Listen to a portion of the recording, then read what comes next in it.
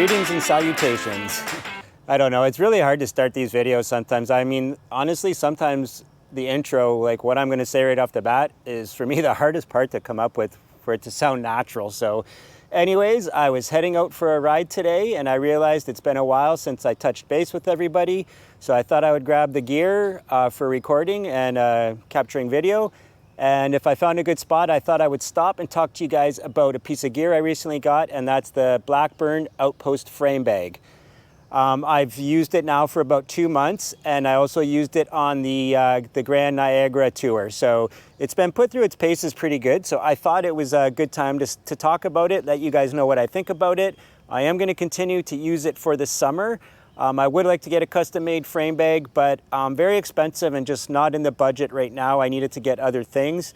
I did get some other gear, which I'm going to talk about after the frame bag. And I also thought in this video too, I would talk to you guys about what's coming up for Wandering Eye Outdoors, what I've got going on, and kind of open up about one thing, touch on it, and let you know about an upcoming video I'm going to put out about this. So anyways, let's get into the Blackburn Outpost frame bag.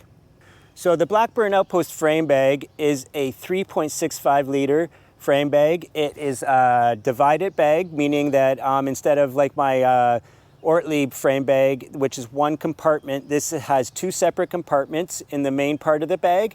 And then it also has a side pouch, which we'll get into in a second. So the main compartment of the bag is the top zipper. In this one, I'm going to keep my pump, food for the day, batteries, stuff that I want to get at quickly during the day while I'm riding. In the bottom compartment is where the heavier stuff's going to go, like my tools, things like that. Just with any bag setup that you have, if you can get your weight centered and low on the bike, that is the best for the handling of the bike. So that's where all my heavier stuff is going to go. There is a side compartment zipper on the non-drive side. It's a shallow one, more for putting like a thin wallet like I have, or you know, bills, money, stuff like that. But anything that you just want to get also quick access to, maps, stuff like that. So it's a really handy compartment.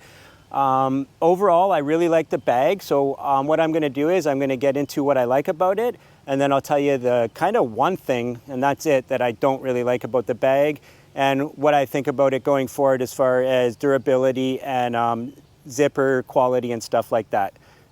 All right, let's start with the main compartment, which like I said, is this top zipper here. As you'll see, the zippers are pretty easy to open. So far, my thoughts on the zippers are that they work really well. I'm curious to see how they hold up. Like I said, everything is seam welded, so has welded seams. So I'm hoping that it really does hold up pretty good. My early thoughts are I'm not too sure.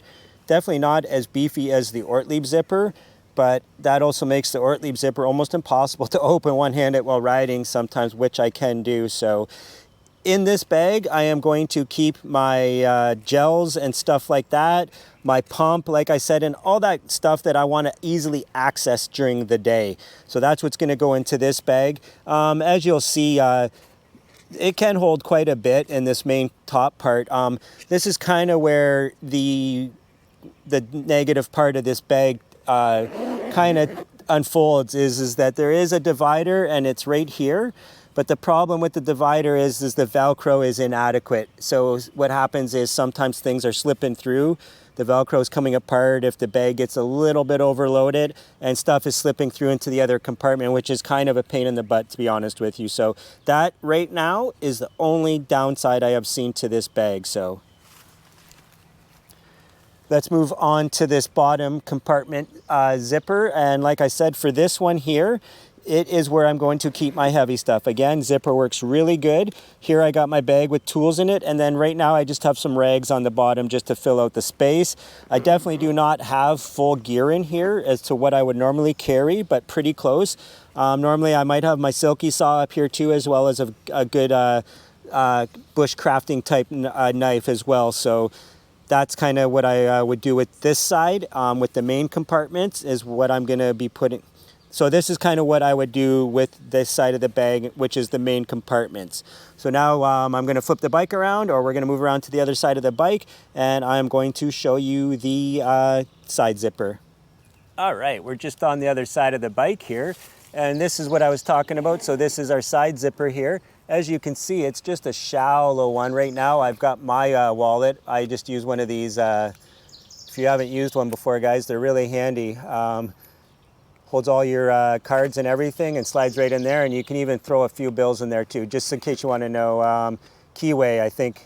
Keyway was, I believe, the name of the company I got that from. But yeah, anyways, very handy little compartment. I can't really unzip it back up right now with one hand because I've got the bike leaning on a stick, as you can see. But yeah, so that's a very handy side compartment, one I used throughout the day. I even actually threw my power bank in there a couple of times and then just ran the cord up, and it worked really well for that. So definitely a good feature on this bag. That was my knock on the Ortlieb, was that it was all one compartment and I had no easy access to stuff. And like I said, the zipper, super waterproof and super hard to open though. That is a definite disadvantage. So my thoughts so far, after about 2 months of use and like I said, one good substantial tour of 10 days, I can say that I'm pretty happy with this bag. For full disclosure, I bought this from the bike shop, City Cyclery, that I always deal with.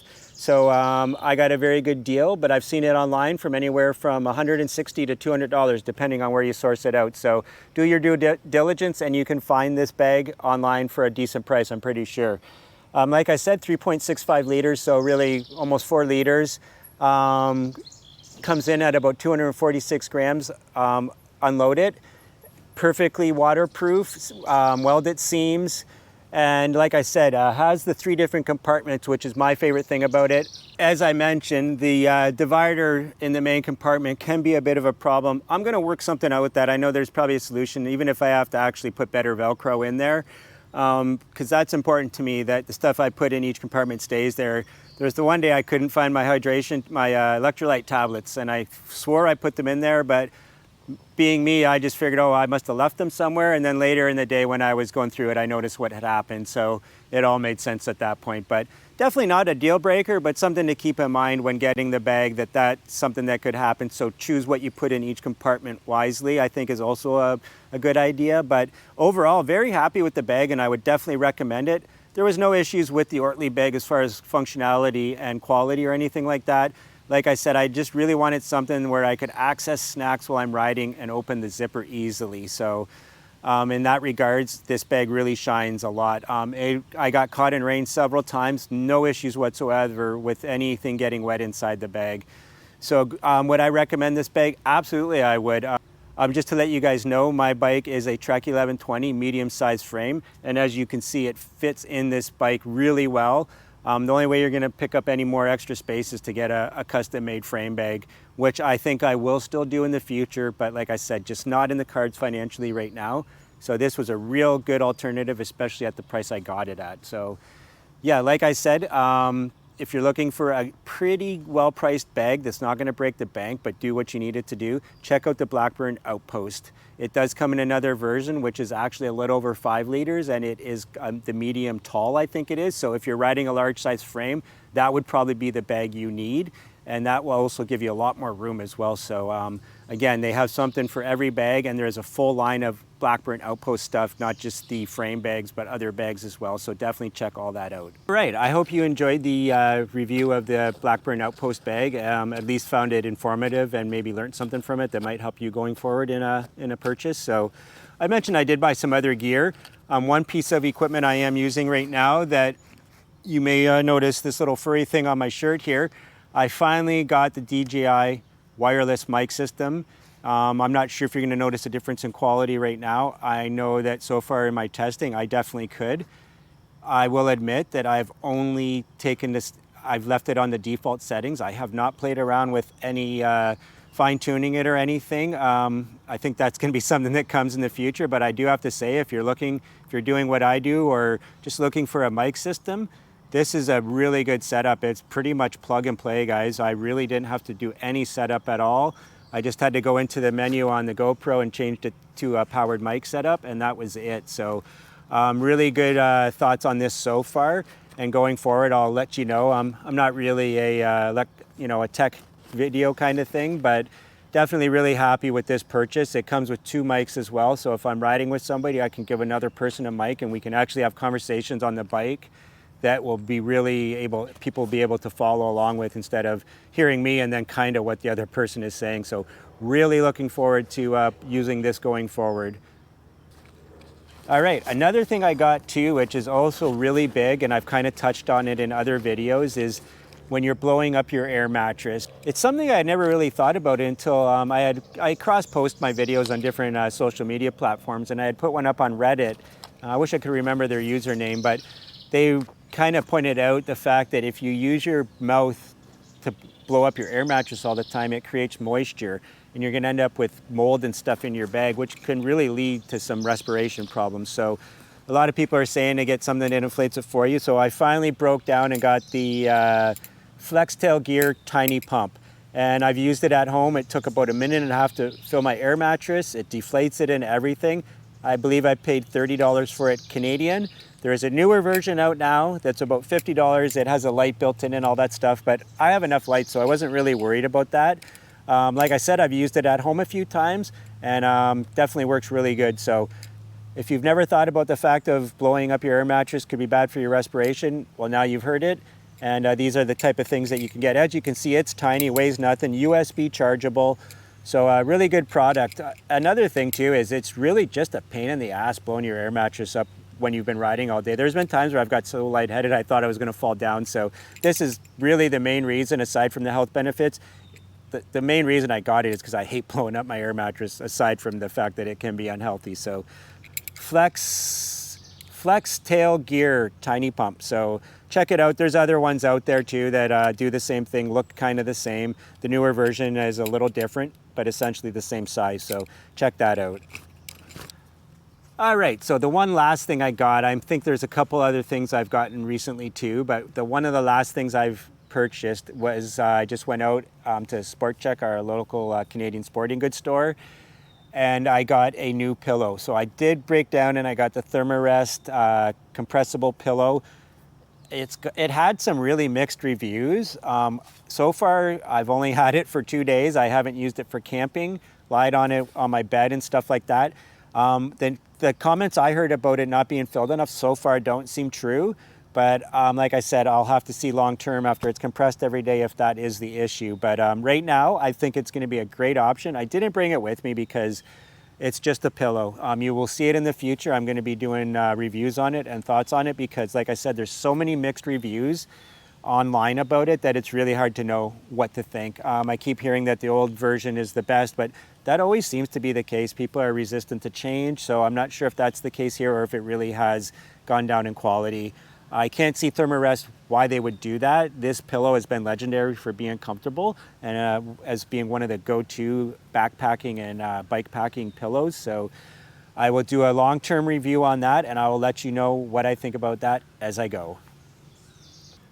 Okay guys, I'm going to wrap it up. Before I do, I'm going to talk about something I touched on a little bit before in the video, and that's what's been going on with me and wandering outdoors and what's going to be going on in the future. So I'm having a lot of problems with my mental health. I just want to come full clean on this. I've been hiding it my whole life, or not hiding it, but just, I don't know, like many people, just didn't address it. And then the next thing you know, you find yourself being 53 and a lot of things have happened. So I've been really struggling lately.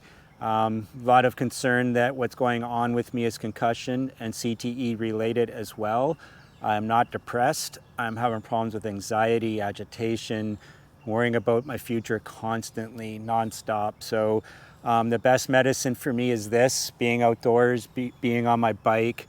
Touring is the best thing that I could have ever found. I don't know what I would do without this. So I'm going to be putting a video out talking about this more, opening up a little more about the CTE concerns, why I have a Patreon and why people might want to help me out going forward as I try to readjust my life and figure out how I can navigate this world that's going on in my head. And I know a lot of people are going through this, and that's why I'm mentioning this, not to make people feel sorry for me or to help me. The main reason I'm talking about this is because I know that I didn't open up about this for a long time, and when I did, it was not greeted the way I hoped by everybody. So, and I'm not mad at anybody, I'm not blaming anybody. It's a really hard thing to deal with, a really hard thing for me to understand what's going on with me, let alone other people. So If you know someone that's going through something like this and you don't know what to say, please be careful with what you say that might affect them negatively, because